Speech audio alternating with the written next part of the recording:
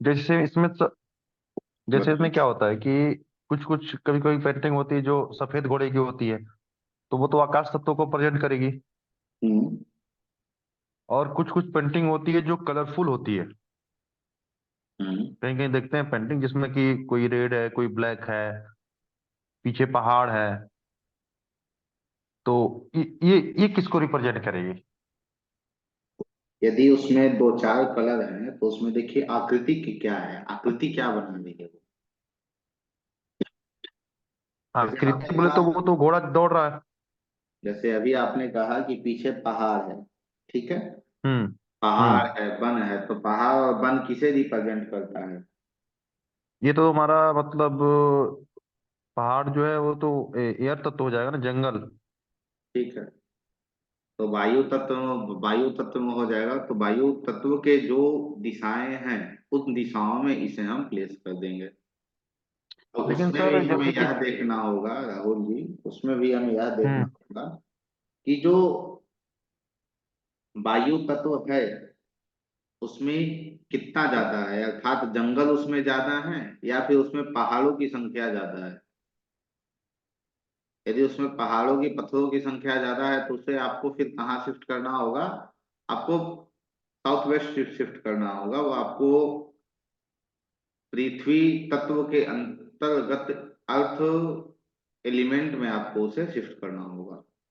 तो कोई भी पेंटिंग आप लाते हैं या कुछ भी, तो उसे बहुत अच्छे से देखने की आवश्यकता है। और मैं कहूंगा सिर्फ इतना ही इस पे कि लॉजिक, यदि आप लॉजिक को समझना प्रारंभ कर लेते हैं कि कौन सा पेंटिंग या कौन सा कोई भी चीज वो क्या आपको दिखा रहा है, तो उससे आपकी वास्तु के अंदर चीजें पकड़ में आ जाएंगी। उसमें वो जो कलरफुल घोड़े हैं वो किसको दिखाएगा? कलरफुल घोड़े हैं वो किसे दिखाएगा? वो फिर किसी को नहीं दिखाएगा। उसमें इतने सारे कलर हो जाएंगे तो वो किसी को नहीं दिखाएगा। घोड़ा है, घोड़ा का क्या काम क्या है? तेज चलना। फुर्ती, तेज, फुर्ती है, तेज चल। तेज चलना। तो उसे आप हम्म। कहाँ शिफ्ट करोगे? फिर उसे आप शिफ्ट करोगे अग्निकोण में। अच्छा। अग्नि या फायर। फिर अग्नि में शिफ्ट करोगे, क्योंकि वो घोड़ा में एक फुर्ती है, उसमें एक तेज है। ठीक है। वैसे ही जैसे गणेश जी की फोटो आप लोग सभी ने देखी होगी, गणेश जी का फोटो क्या हमें दिखाता है? गणेश जी क्या कहते हैं? गणेश जी का फोटो तो गणेश जी का जो चित्र है वो हमें यह बता रहा होता है कि भाई छोटा सा शरीर लेकिन दिमाग जो है वो हाथी इतना बड़ा है। हम्म सबसे बड़े बुद्धिमान कोई देवता कहे जाते हैं तो गणेश जी बुद्धि के देवता हैं वो, गणेश। हम्म हम्म गजाननं भूत गणादि सेवितम कपीत जम्बू जम्बू फलचारुणम। फल। ठीक है। हम्म गणेश जी, हनुमान जी, हनुमान जी के बारे में, यदि हनुमान जी के चित्र को बार बार कहा जाता है कि आप हनुमान जी के चित्र को आप पश्चिम दिशा में लगाइए, ठीक है। या फिर कहा जाता है कि यदि आपके रिलेशनशिप में कोई समस्या आ रही है तो आप सुंदरकांड का पाठ कीजिए। ऐसा क्यों? इसलिए क्योंकि हनुमान जी एक ऐसे व्यक्तित्व उनके पास है, उनका शरीर वानर का है। वानर, हम्म समझिएगा, बंदर नहीं, वानर, दोनों में अंतर हम्म है। वानर अर्थात जो नर है, नर है जो वन में रहता है उसे हम वानर कहते हैं। जो आम बंदर आप देखते हैं और जो आप हनुमान जी के चित्र को देखते हैं तो दोनों में अंतर आपको दिखता है। तो जो नर हैं, जो वन में रहते हैं, वो वानर हैं। तो ये क्या दर्शा रहा है? उनका चित्र हमें यह दर्शाता है कि वे बहुत पौराणिक है, अर्थात बहुत पुराना है। क्योंकि बताया जाता है ना कि हम लोग जो है वो धीरे धीरे व्यक्तिगत ऊपर उठे हैं, जंगलों से धीरे धीरे आगे बढ़े हैं। वैसे ही हनुमान जी का जो चित्र है वो हमारे जड़ को, मूल को दर्शाता है। ठीक है। दूसरा, हनुमान जी ने राम श्री रामचंद्र जी और माँ सीता, इन दोनों को मिलाने का एक कार्य किया, जो सुंदरकांड का हम्म। सभी लोग करते हैं। तो रिलेशनशिप को ठीक करने के लिए भी भगवान की सहायता ली जाती है। अब वो यहाँ पे एक और आता है कि भाई भगवान हनुमान जी तो बाल ब्रह्मचारी हैं, वो तो विवाहित है, हम्म। तो वो रिलेशनशिप को कैसे ठीक करेंगे? तो जैसे उन्होंने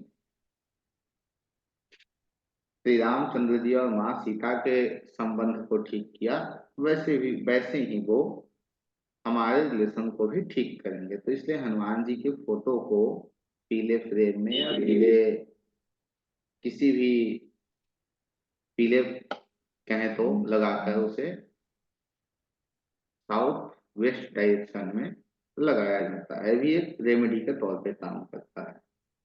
ठीक है। अब प्रॉफिट ये पश्चिम दिशा में हनुमान जी को क्यों लगाते हैं? तो दक्षिण दिशा में। पश्चिम पश्चिम, दक्षिण अच्छा। कभी नहीं गए हम। पश्चिम दिशा में क्यों लगाते हैं? तो पश्चिम दिशा में जो मेरी छोटी सी बुद्धि है वो यही कहती है कि जब एक पौराणिक कथा है, इसके पीछे दो तीन कथाएं मिलती हैं, तो इसका एक संबंध जो है वो सामने देखने को हमें मिलता है। एक,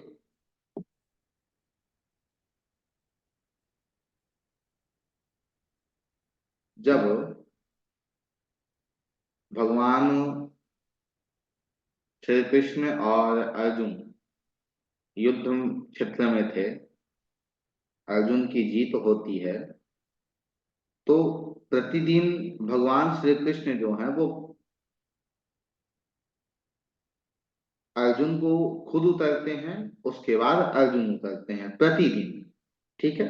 लेकिन जब 18वें दिन संपन्न हो गया, युद्ध संपन्न हो गया, तो भगवान श्री कृष्ण ने कहा कि अर्जुन तुम स्वयं पहले उतर जाओ, अर्जुन तुम स्वयं पहले उतर जाओ, उसके बाद मैं उतरूंगा। भगवान कहते हैं कि भाई ऐसा क्यों, प्रतिदिन तो पहले आप उतरते हैं। तो भगवान कहते नहीं नहीं, पहले आज तुम उतरो। वो उतरते हैं, उनके उतरने के बाद फिर जैसे ही भगवान श्री कृष्ण उस रथ से नीचे उतरते हैं, वैसे ही उस रथ में विस्फोट हो जाता है और पूरा का पूरा रथ जो है वो जल जाता है। अब पूरा रथ जल जाता है तो भगवान अर्जुन पूछते हैं भगवान से कि ऐसा क्यों हुआ? तो कहते हैं श्री कृष्ण भगवान कि आपके रथ के ऊपर एक जो ध्वजा लगा है हनुमान जी का, उसमें स्वयं हनुमान जी विराजमान है, और मेरे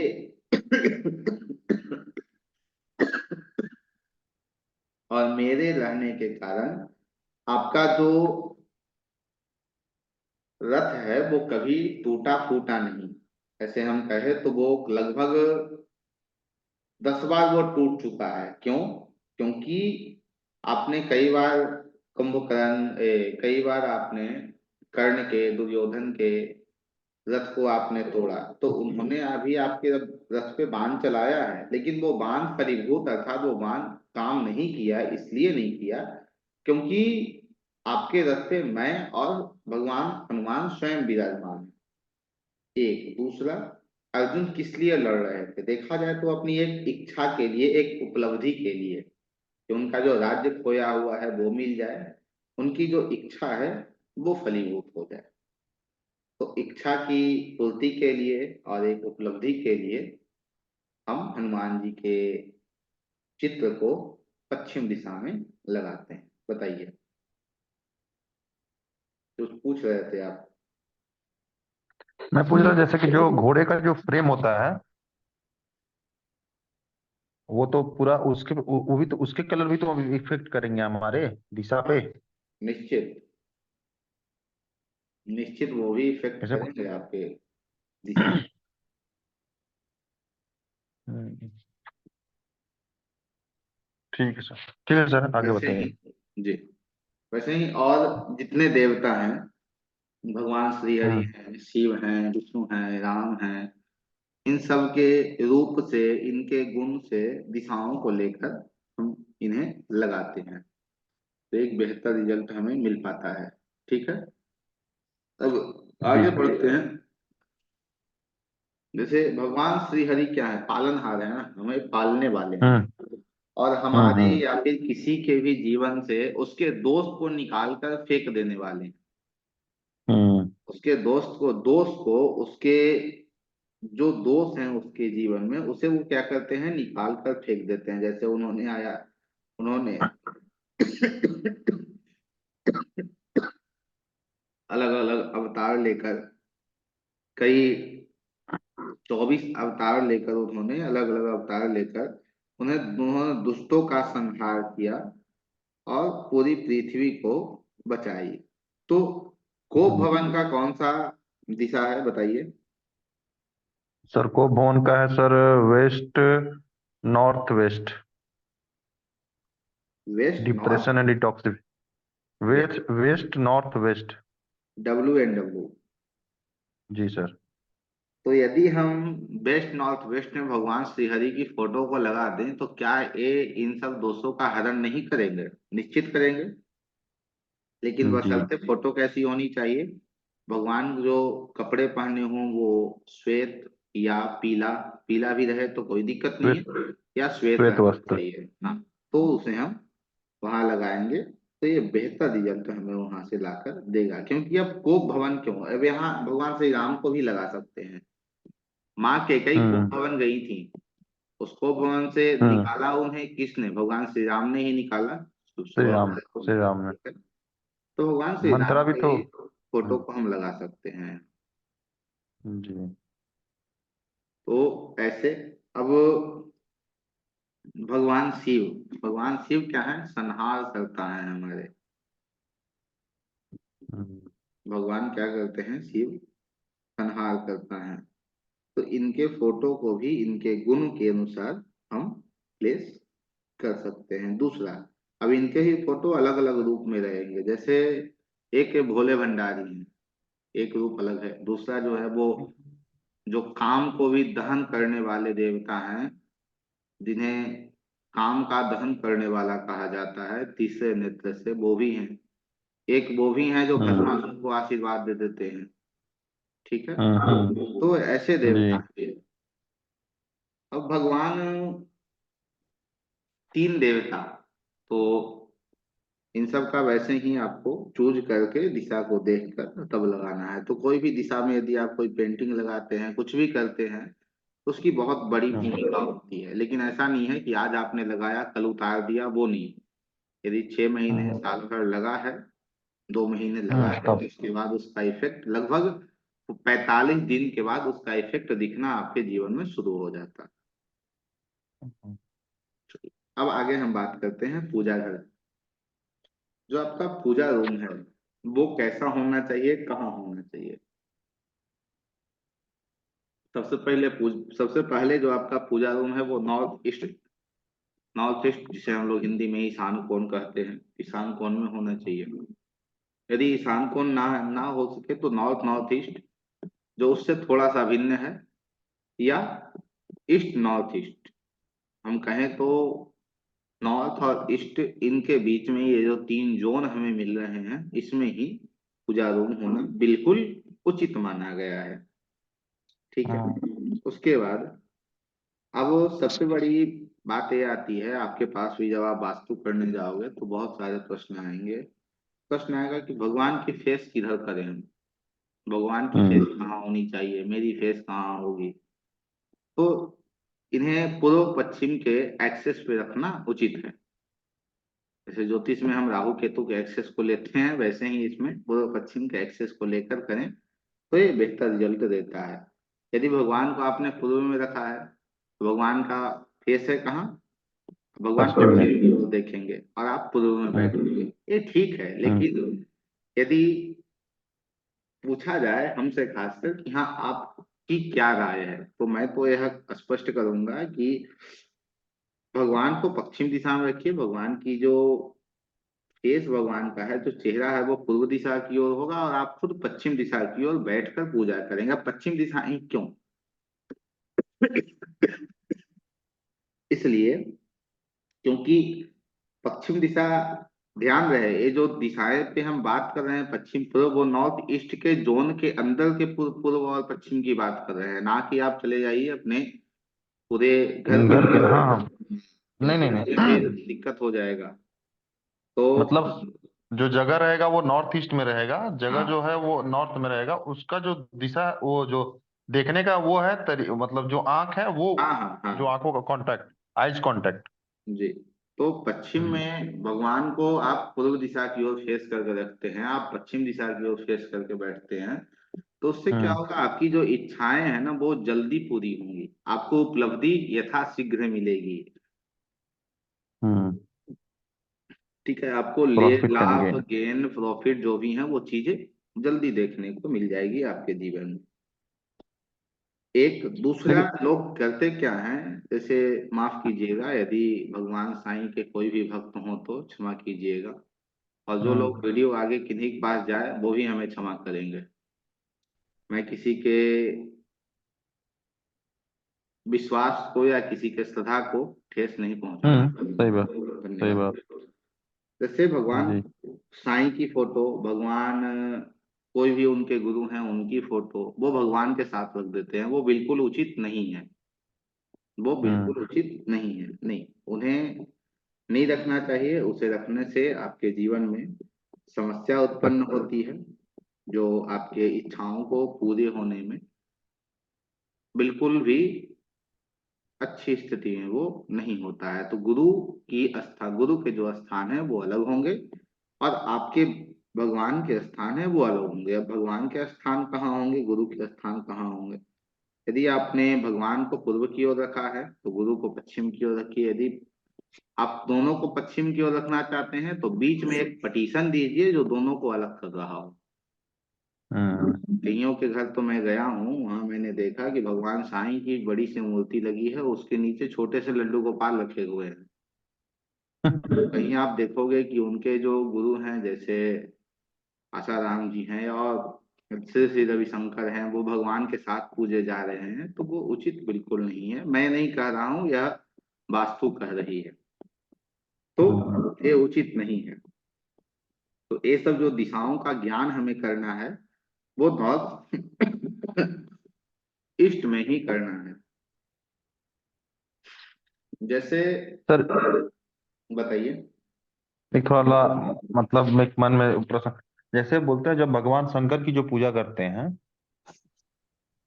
हम्म। तो उनकी पूजा तो हमेशा उत्तर दिशा में बैठ के की जाती है। मुझे ज्यादा तो ज्ञान नहीं है इसके बारे में, लेकिन मतलब जो हो सुना हो थोड़ा बहुत, जो कहीं से पढ़ा है, तो वो सही है। जैसे भगवान शिव की पूजा आप किस रूप में कर रहे हैं? यदि उनका लिंग रूप में। पूजन आप एक लिंग के रूप में कर रहे हैं हम्म तो आप उनकी पूजा उत्तर की ओर बैठकर नहीं कर सकते हैं। क्यों नहीं कर सकते हैं? क्योंकि उत्तर की ओर उनके उनका जो धार निकलता है। नहीं सर, दक्षिण की ओर बैठ के, उत्तर की ओर मुख करके। हाँ, दक्षिण की ओर बैठ के आप पूजा कीजिए। हम्म। आप फिर पश्चिम या पूर्व की ओर बैठ के पूजा कीजिए, बिल्कुल उचित है, गलत नहीं कहा गया है आपको। वो अच्छा आप कर अच्छा। सकते हैं, लेकिन आप उत्तर की ओर जो है वो बिल्कुल नहीं हो सकता है। एक दूसरा क्या है, आजकल जो देखा जाए, आजकल भगवान पे तो भाई अनाज इतने चढ़ते हैं, कोई दाल ला के चढ़ा देगा, कोई कुछ कर देगा। अब तो देखा जा रहा है कि भाई दालचीनी चढ़ा दो, तो वे चढ़ा दो, वो चढ़ा दो, पूरा का पूरा मसाला भगवान पे चढ़ने लगा है। हम्म। तो ये सब नहीं होना चाहिए। भगवान है, सदा है, जो भी है, आगे बढ़ते हैं, इस पे ज्यादा जी। अंदर जाना उचित नहीं है। जी बिल्कुल। अब भगवान शिव भगवान शिव का जो अर्घा है वो सदैव उत्तर की ओर होना चाहिए। तो देखिए कितना साइंस को कहाँ तक लेकर गए हैं हमारे लोग। उत्तर दिशा क्या है? जल है। उत्तर दिशा हमारा, जल तत्व। इसलिए भगवान शिव के अर्घ से भी जल को उत्तर दिशा में ही दिया गया है, कि उत्तर में ही वो जाकर बहे आगे, जो आपके हम्म जीवन में बहुत सी चीजों को लेकर आए, क्लियरिटी को लेकर आए, माइंड को बेहतर करे, इन सब को लेकर आए।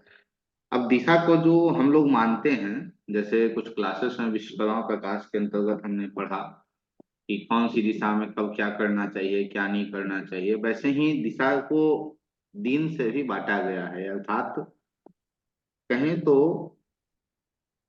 जो दिशा है उनके डायग्नोस करने का तरीका सिर्फ ये नहीं है कि हम अपने घर के अंतर्गत या फिर अपने कॉलोनी के अंतर्गत, यदि वास्तु में आप अंदर जाएंगे तो वास्तु में आपको दिखेगा कि आपका काम क्या है, आपके काम के अनुसार आपको किस कॉलोनी में किस दिशा में रहना चाहिए, आपको शहर में किस दिशा में रहना चाहिए, यहाँ तक वो आपको स्पष्ट करता है। उससे आगे बढ़ेंगे तो उसमें आता है आपको कौन से दिन में कौन सी दिशा में यात्रा करनी चाहिए। जैसे सोमवार, मंगलवार, बुधवार, ये सब जो दिन है, इन दिनों में कौन से दिन यात्रा आपको करनी चाहिए। सोमवार, सोमवार को यदि आप उत्तर दिशा में यात्रा करते हैं, सोमवार को यदि आप उत्तर दिशा में यात्रा करते हैं तो आपके लिए यह उचित नहीं है। स्पष्ट रूप में मना किया गया है, सोमवार को आप उत्तर दिशा में नहीं जाएंगे। मंगलवार को आप ईस्ट और साउथ ईस्ट दिशा में नहीं जाएंगे। इसके दो पहलू हैं। एक, ऐसा नहीं है कि आपको ऑफिस जाना है तो ईस्ट में है तो नहीं जाना है। कुछ विशेष प्रयोजन से किसी खास काम के लिए आप कहीं दूसरे शहर जा रहे हो, कहीं दूसरे कार्य के लिए जा रहे हो, तो हम जब किसी भी काम के लिए जा रहे हैं तो इच्छा मन में होती है कि भाई जा रहे हैं तो काम हो जाना चाहिए। लेकिन यदि आप इन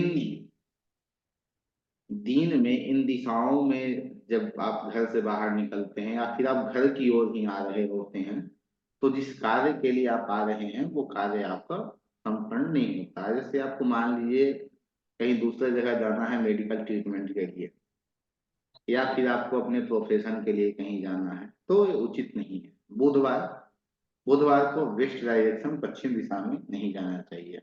बृहस्पतिवार को नॉर्थ ईस्ट और ईस्ट, नॉर्थ ईस्ट और ईस्ट में नहीं जाना चाहिए। शुक्रवार को साउथ में नहीं जाना चाहिए। शनिवार को नॉर्थ वेस्ट डायरेक्शन में नहीं जाना चाहिए। रविवार को साउथ वेस्ट डायरेक्शन में नहीं जाना चाहिए। अब शनिवार, शनिवार का शनिवार नॉर्थ वेस्ट और रविवार साउथ वेस्ट। जैसा बृहस्पतिवार को क्या बोले? बृहस्पतिवार नॉर्थ ईस्ट और ईस्ट, नॉर्थ ईस्ट और ईस्ट। ईस्ट। हाँ, और शुक्रवार? शुक्रवार साउथ है। अच्छा, शुक्रवार को साउथ है। और शनिवार आपका नॉर्थ वेस्ट। रविवार साउथ वेस्ट। South waste. अब ये टोटल 8 दिशाएं हैं। 8 दिशाओं हम्म। में प्रमुखतः इन दिनों को यात्रा नहीं करनी चाहिए। क्यों? जो उसके तत्व है, उस दिशा के जो तत्व है वो आपके ऊपर हावी रहेंगे। जैसे जल तत्व, नॉर्थ क्या है? जल तत्व है। हम्म। अब कहीं आप जा रहे हो कि भाई मुझे पैसे वहां से लेकर आने हैं, और पता चला कि पैसा आपका वहां डूब गया। जल तत्व है, आपने जल तत्व में यात्रा की। अब इसे ठीक कैसे किया जाए? तो ठीक, इसे ठीक करने के लिए आपको इससे उल्टा करना पड़ेगा। क्या? यदि आपको सोमवार को निकलना है तो आप नॉर्थ ना जाकर साउथ जाइए। अर्थात जो आपको मीटिंग अरेंज करनी है कि हाँ सोमवार को जो है वो यहाँ मीटिंग होगी, तो उस मीटिंग को आप अरेंज कीजिए कि आपके घर से वो साउथ में हो। ठीक है? तो इस ठीक उस दिशा से विपरीत दिशा में आप उसे कर सकते हैं। लेकिन यदि उसी दिशा में जाना हो, मजबूरी है कि भाई उसी दिशा में जाना है, तो उस दिशा के एंटी एलिमेंट को साथ में लेकर जाना है। अब एंटी एलिमेंट जैसे आपको सोमवार को उत्तर दिशा में जाना है, जल तत्व की राशि है, जल तत्व का एंटी एलिमेंट कौन है, बताइए। फायर। फायर। और फायर है और आकाश है, सॉरी पृथ्वी तत्व है। पृथ्वी तत्व है। तो यहाँ पे हम हम्म। इस्तेमाल करेंगे वो पृथ्वी तत्व का करेंगे, ठीक है। और अग्नि तत्व दोनों का करेंगे, लेकिन प्रमुखतः जो हम रखेंगे वो पृथ्वी तत्व का, अर्थात पीले कपड़े पहन के चले जाएंगे या लाल कपड़े पहन के चले जाएंगे, काम बन जाएगा। मंगलवार को यदि निकलना है, इस डायरेक्शन में जाना है, तो उसके लिए सफेद या पीले कपड़े पहन के चले जाएंगे। साउथ ईस्ट में जाना है तो उसके लिए नीले काले या सफेद कपड़े पहन के चले जाएंगे, क्योंकि ईस्ट डायरेक्शन का जो एंटी है वो आकाश और पृथ्वी है, और साउथ ईस्ट का जो है वो जल और आकाश है। वेस्ट में बुधवार को आपको जाना है, तो उसके लिए आप क्या कीजिए, वायु और अग्नि का इस्तेमाल कीजिए, क्योंकि बेस्ट किसका है, आकाश तत्व का है। आकाश तत्व का एंटी एलिमेंट कौन है, वायु तत्व है और अग्नि तत्व है। वायु। वायु तत्व का अग्नि। कलर कौन सा है, हरा है। अग्नि तत्व का कलर कौन सा है, लाल है। इन लाल है। दो इन दो को लेकर आप जा सकते हैं।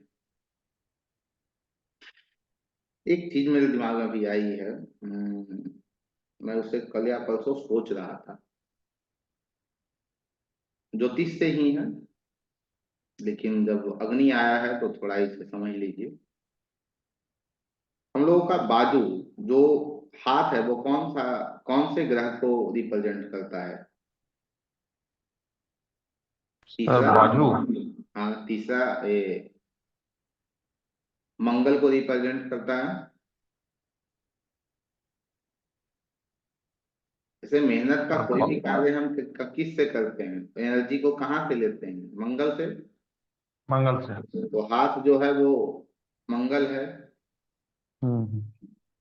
क्योंकि थर्ड हाउस जो है, काल चक्र कुंडली के अनुसार जो तीसरा भाव है वो काल चक्र कुंडली के अनुसार जो तीसरा भाव है वो मंगल उसका प्रतिनिधित्व करता है। तो तीसरा भाव जो है वो हम लोगों का हाथ है। ध्यान रहे, हम्म। हम लोगों को जब भी कलाई में कुछ बांधा जाता है तो क्या बांधा जाता है, रेड कलर का कलावा। रेड कलर का कलावा। तो देखिए यहाँ भी ज्योतिष या वास्तु को कितने बहुत अच्छे तरीके से यहाँ डिफाइन किया हम्म। गया है। वास्तु से जब हम मेडिकल को पढ़ेंगे, वास्तु से जब हम हेल्थ को पढ़ेंगे, तो इसमें उसमें भी आपको ये चीजें देखने को मिल जाएंगी, और ज्योतिष से भी आगे सर दोनों हाथ, बढ़ते। दोनों हैंड तुम्हारा अलग अलग है ना।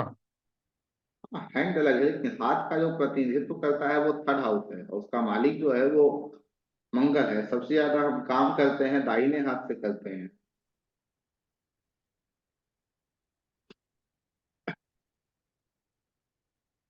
बृहस्पति, बृहस्पतिवार को यदि आप जाते हैं तो उसका दिशा है नॉर्थ ईस्ट और ईस्ट, इसमें आपको नहीं जाना चाहिए। नॉर्थ ईस्ट का जो स्वामी है जल तत्व है, हम्म। उसमें हमें अग्नि और पृथ्वी को इस्तेमाल करके जाना है। ईस्ट का जो है वो वायु तत्व है, तो उसमें हमें आकाश और पृथ्वी को इस्तेमाल करके जाना है। यदि हम कहें तो उसमें आप जो इनके तत्व हैं, इनके जो रंग हैं, उन रंगों कपड़े को पहन के आप जाइए।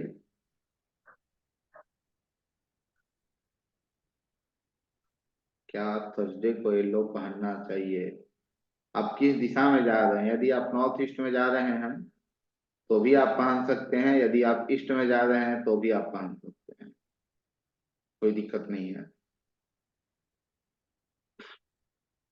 जी। साउथ, दक्षिण दिशा, शुक्रवार। शुक्रवार को यदि आप जा रहे हैं कहीं तो आप उस दिन नीला काला या सफेद पहन कर जाएं। यदि आप शनिवार को कहीं जा रहे हैं तो आप हरा या लाल पहन कर जाएं, कुछ भी हो।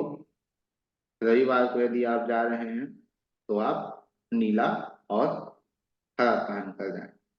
जैसे कहा जाता है ना, बृहस्पतिवार को जो है वो पीले वस्त्र पहनने चाहिए, पीला कुछ ये करना चाहिए। तो ये भी चीजें आपको यहाँ से भी देखने को मिल रही हैं। जी। अब इससे आगे हम बढ़ेंगे, यहाँ तक तो चीजें क्लियर है ही ना? अरे यहाँ तक तो चीजें आपको क्लियर हो गई ना? जी सर। आगे बढ़ते हैं। आगे जब आप आयुर्वेद को पढ़ते हैं तो आयुर्वेद में आपको तीन चीजें स्पष्ट रूप में बार बार सुनने को मिलती हैं। क्या क्या? कफ, पित्त और वात। कफ, वात। तो इसे वास्तु में भी लिया गया है।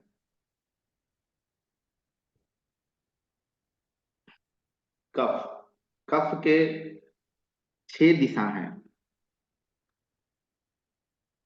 कफ के छह दिशा हैं। कौन कौन से हैं? नॉर्थ नॉर्थ वेस्ट है, नॉर्थ है, नॉर्थ नॉर्थ ईस्ट है, नॉर्थ ईस्ट है, ईस्ट नॉर्थ ईस्ट है और ईस्ट है। ये छह दिशाएं जो हैं ये कफ के हैं, लेकिन ईस्ट जो है वो आधा है। ईस्ट जो है वो आधा है, ईस्ट पूरा नहीं है। ईस्ट जो है वो आधा जो है वो आ जाता है कफ में, और आधा जो है वो आ जाता है पीत में। ठीक है। ये सभी के तत्व जो हैं वो आप लोगों को पता है, जल तत्व है और वायु। तो इसे याद करने के लिए आप ऐसे कर सकते हैं कि जल तत्व की सभी दिशा और वायु की थोड़ी सी स्टार्टिंग की। यदि ये ठीक स्थिति में नहीं है, अर्थात ये किसी भी प्रकार से आपके घर में खराब स्थिति में है, वो पीड़ित अवस्था में है, तो यह आपके जीवन में बहुत प्रकार से बीमारियों को लेकर आएगा। यदि आपने नॉर्थ नॉर्थ वेस्ट में टॉयलेट बना रखा है,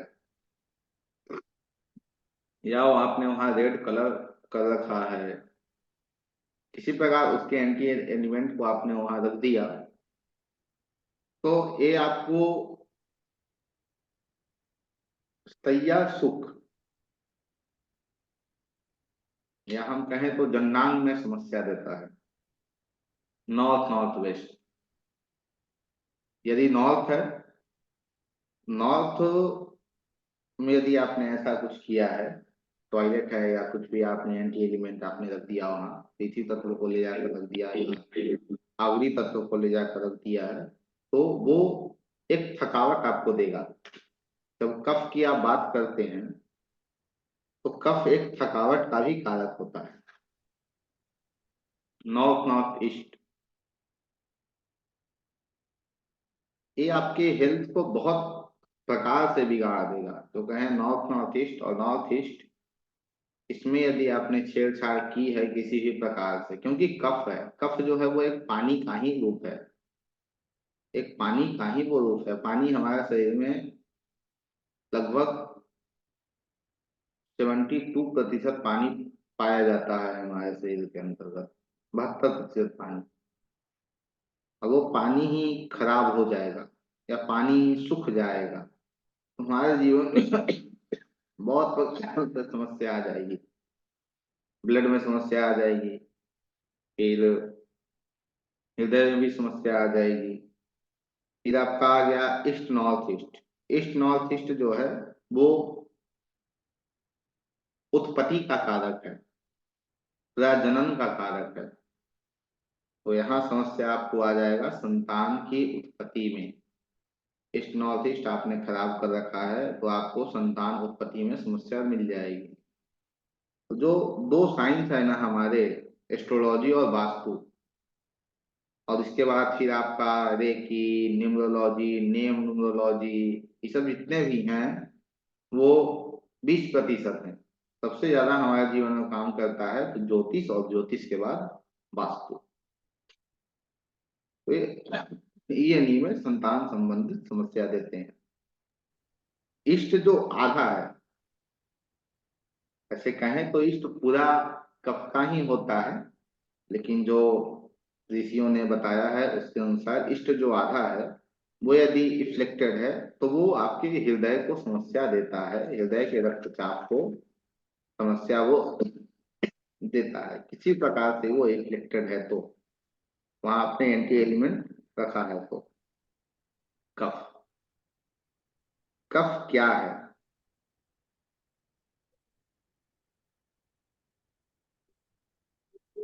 आप लोग जानते हैं, बताइए कफ क्या है। तो ज्यादा इसमें वो नहीं है सर आइडिया। अच्छा। ठीक है। कफ यदि आपके शरीर में बढ़ जाए वो भी उचित नहीं है। कफ आपके शरीर में कम हो जाए वो भी उचित नहीं है। यदि ये बढ़ जाएगा तो आपको ये मोटापा दे सकता है, क्योंकि ये तीन पे ही पूरी आयुर्वेद है। कफ, पित्त और वात, इन तीन पे ही पूरी आयुर्वेद है। इन तीन से ही आपके रोगों को देखा जाता है। तो यदि कफ आपके शरीर में बढ़ जाता है तो मोटापा, शरीर में वजन का तेजी से बढ़ना, देखिए कैसे रिलेट हो रहा है ज्योतिष से, इसे भी हम समझेंगे।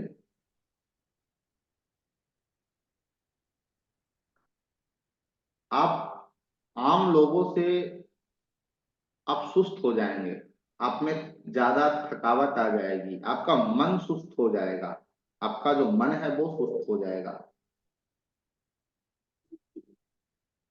किसी प्रकार भी काम आप कर रहे हैं तो उसमें आप उदास रहेंगे, ज्यादा नींद आपको आएगी, बार बार उबासी लेना, झपकियां लेना, जो आपका चलना है वो थोड़ा धीमा हो जाएगा।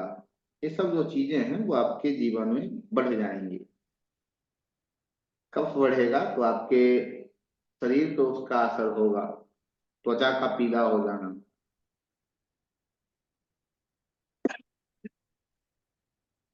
शरीर में ठंडापन होना, स्किन में जो है तो खुजली वगैरह,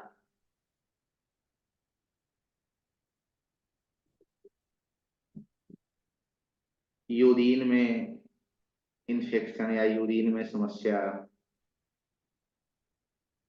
तो ये सब जितने चीजें हैं वो आपको, जैसे अस्थमा है, खांसी है, ये सब क्या है, कफ है। हम कहें तो जल जनित रोग, जल जनित में ये सभी आ जाएंगे। तो ये जितने जल जनित रोग हैं वो आपको कफ देता है।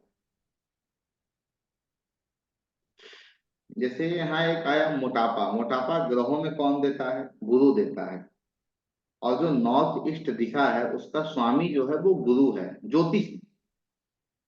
नॉर्थ ईस्ट यहाँ भी आ रहा है और वहां भी आ रहा है। और यदि ये खराब होता है तो दोनों तरफ से समस्या किसे देता है, वो समस्या देता है आपके शरीर को, आपकी इम्यूनिटी को, आपके मोटापे को, आपको मोटा कर देता है, वहां समस्या देता है। अब बात करते हैं पीत। पीत क्या है।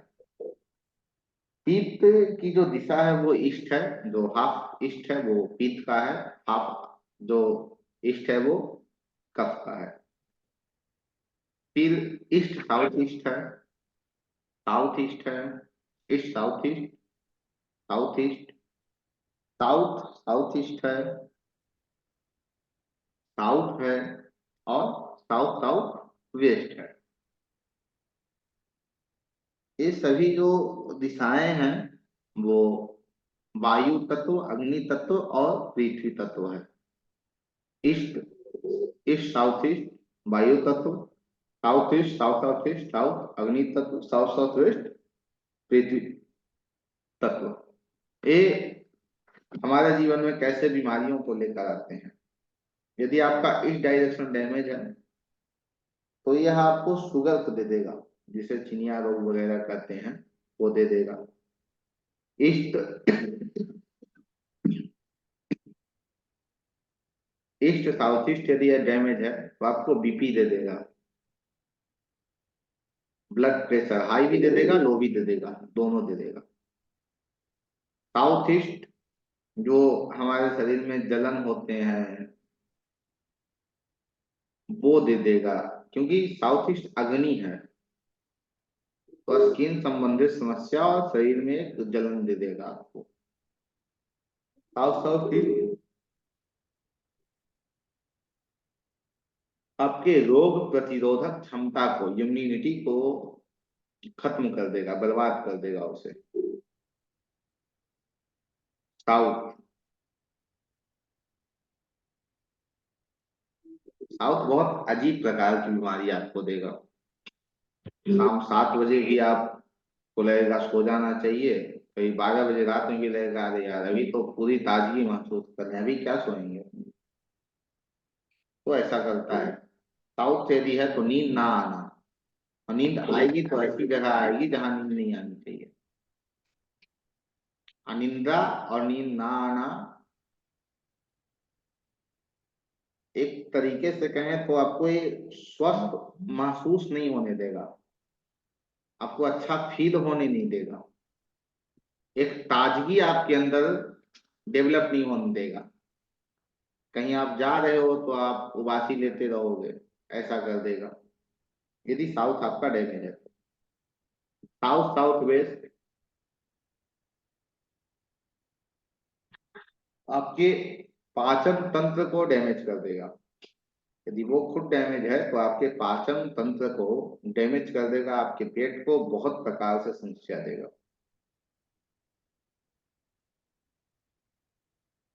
पीत, पीत किस प्रकार से हमारे जीवन में काम करता है।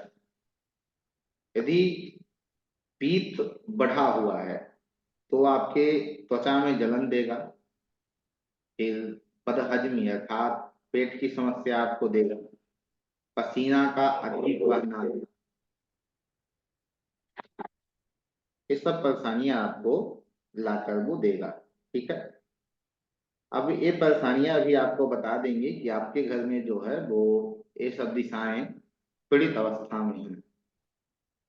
तो ऐसे रोग को देखकर भी आप समझ सकते हैं कि उसके घर में इस दिशा में ये जो कौन है वो खराब होगा, ये जो दिशा है वो पीड़ित अवस्था में होगा।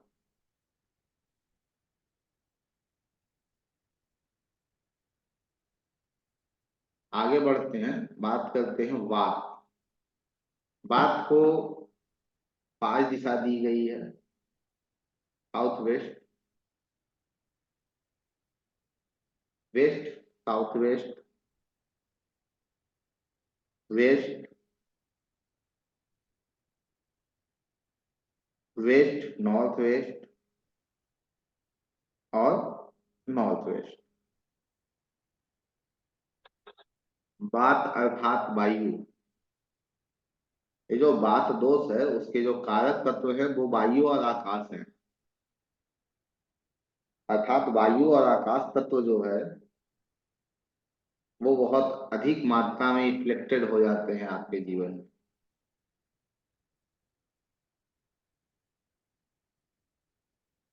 या हम कहें तो वायु तत्व जो है वो आकाश तत्व में चला जाता है, जिससे आपको ये समस्या देता है। जैसे साउथ वेस्ट है तो आपको गैस की समस्या देगा, जिसे हम लोग अनपच कहते हैं, खाने का ना सर वो पचना। तो कोई खाना पृथ्वी है, तत्व है ना। वो पृथ्वी तत्व है। वहां जैसे मेरे कहने का तात्पर्य है प्रभु कि वायु तत्व का आपके शरीर में अधिकता हो जाना, ठीक है, या हम कहें तो पृथ्वी तत्व जो साउथ वेस्ट डायरेक्शन है, जो पृथ्वी तत्व है वो यदि इफ्लेक्टेड है तो ये आपको गैस की समस्या देता है, अनपच देता है। वो क्या देता है, जैसे कोई ऐसा भोजन जो आपने गरिष्ठ, जो आपने खा लिया और वो नहीं पच रहा है। जो मांस वगैरह खाते हैं वो अच्छे से इसे समझ सकते हैं। तो ये आपको गैस की समस्या देता है। बात जो लक्षण है या जो आयुर्वेद के अंदर जो बात है, इसे आयुर्वेद में वायु और आकाश तत्व कहा गया है। और हम जो बात कर रहे हैं वो अभी पृथ्वी तत्व और आकाश तत्व में बात कर रहे हैं। दोनों के तार अलग अलग हैं। वेस्ट साउथ वेस्ट आकाश तत्व, यह आपके लंग्स में फेफड़े में समस्या देता है। वेस्ट यह भी आकाश तत्व है। भोजन या तो आप इतना कर लेंगे कि वो असंतुलित हो जाएगा, तो ये समस्या आपको ये देता है लाकर।